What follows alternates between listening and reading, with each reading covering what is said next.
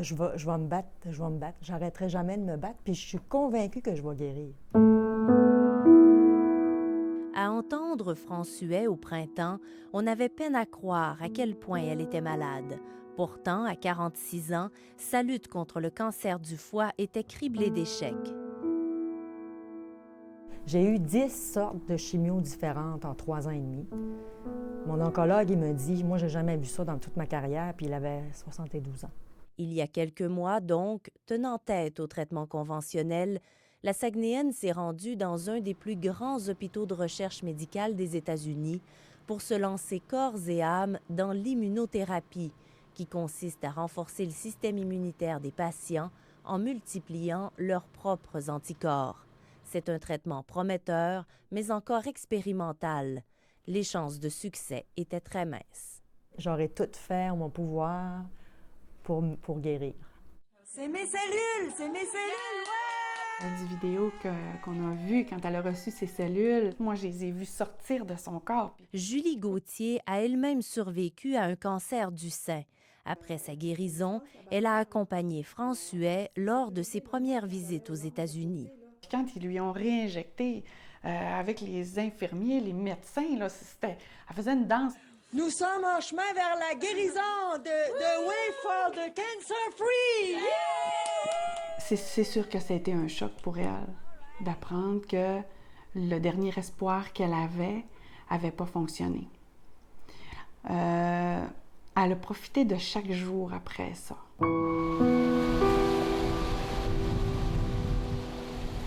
François est morte à la fin du mois de juillet aux îles de la Madeleine auprès de sa famille.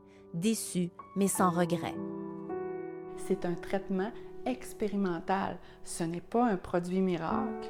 C'est pas de la magie qu'on fait. Là. On fait pas un tour de magie. C'est la vraie vie, puis elle était fière de l'avoir faite. Malgré le résultat, écoute, c'est sûr que si on avait su le résultat d'avance, on ferait rien, tu sais, on l'aurait pas fait.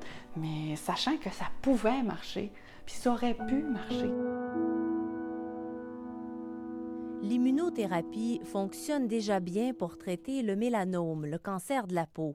La mort de François témoigne du travail qu'il reste à faire pour rendre le traitement aussi efficace contre d'autres types de cancers.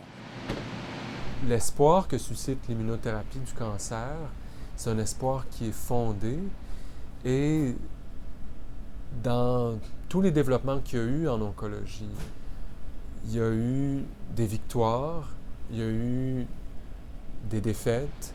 Ce que la recherche nous demande, c'est de ne pas se décourager devant des déceptions, de ne pas se décourager quand un traitement qu'on croyait fonctionner ne fonctionne pas. C'est plutôt de trouver une solution pour aller de l'avant. Parce que rien n'est gagné dans le traitement du cancer en 2014. En fait, la majorité des gens atteints d'un cancer généralisé en meurent encore, mais dans les traitements expérimentaux particulièrement, les défaites font aussi avancer la science. Dans le cas de Mme Huet, sa contribution à la recherche, encore une fois, c'est de nous aider à comprendre qu'est-ce qui fait que dans son cas, le traitement n'a pas fonctionné, mais que dans le cas d'une autre personne qui avait un cancer exactement du même type que Mme Huet, le traitement a fonctionné. Sans avoir les échantillons biologiques, le cancer, les systèmes immunitaires, pour faire ces comparaisons-là, on reste dans l'ignorance, puis on ne peut pas aller de l'avant. Faut pas s'asseoir puis attendre. Faut foncer dans la vie. France, elle a fait profiter la science, son corps. Elle a donné son corps à la science. Tu sais, je veux dire, elle ne pouvait pas faire plus beau cadeau aux gens si elle l'a fait que pour ça, là, pour faire avancer la recherche. Là. Mais écoute, c'est une bataille de gagner.